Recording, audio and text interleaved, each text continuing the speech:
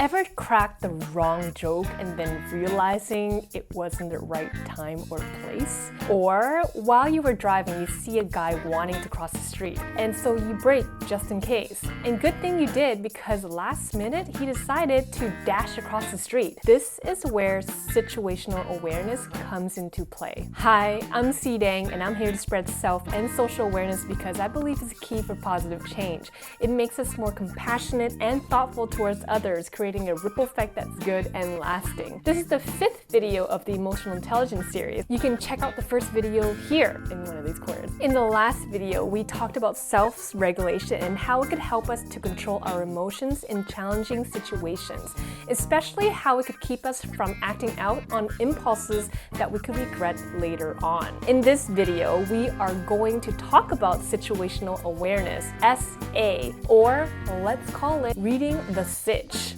SA has been recognized as a critical yet often overlooked as a foundation for successful decision making. Lacking this important skill often leads to a lot of accidents, mistakes, and frustration.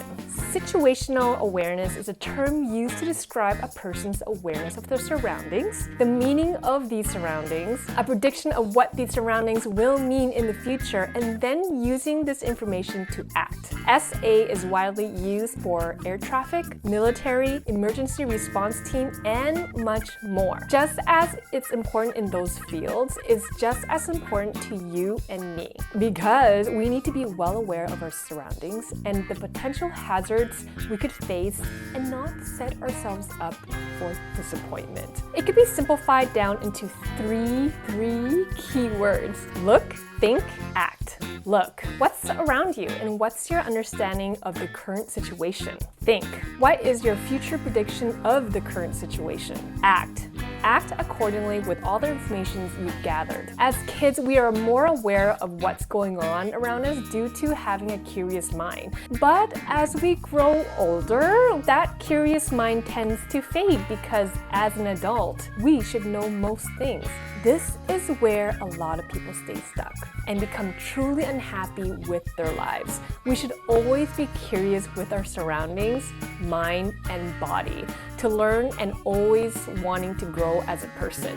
Without growth, there is no happiness. Okay, so how do you learn and maintain SA or reading the sitch? Well, I'm glad you asked. 1. Learn to predict events. As mentioned before, SA involves the ability to project future predictions in situations around you.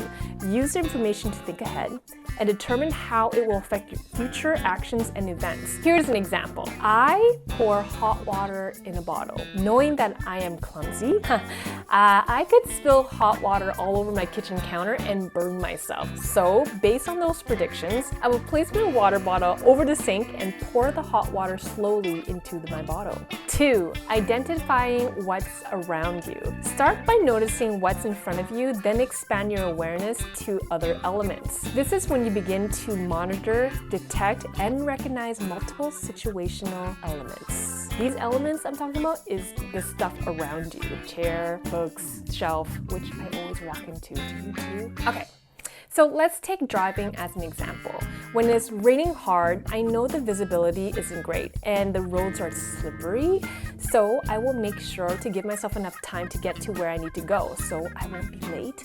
Keep my distance and not be too close to other cars in case the car in front of me decides to slam on their brakes. 3. Monitor performance or behaviors of others. Be alert for changes in those around you, such as family, friends, and coworkers. Triggers are stress, work overload, and mistakes. When you notice these changes, take the first step to speak up or help out. A weak link in those around you can make a difference between success and failure if it's building a relationship or a project at work. Say, for example, you're working on a project with a coworker. He or she have been stressed out over something and is affecting the project's timeline. Without asking what's up or if they need help, there's a chance your project would be late, and worse, would affect your bonuses, all your bonuses at the end of the year. That's it! Just those 3 points to build on your skill on reading the sitch, or situational awareness. 1. Learn to predict events. 2. Identify what's around you. And 3. Monitor performance or behaviors of others.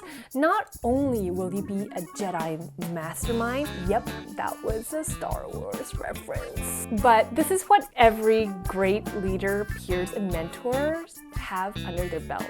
And it's no wonder why some people have a Zen-like Bruce Lee approach to any given situation where you're always like, oh. That's the end of the video. We talked about how reading a SITch or SA is an important foundation for better decision making.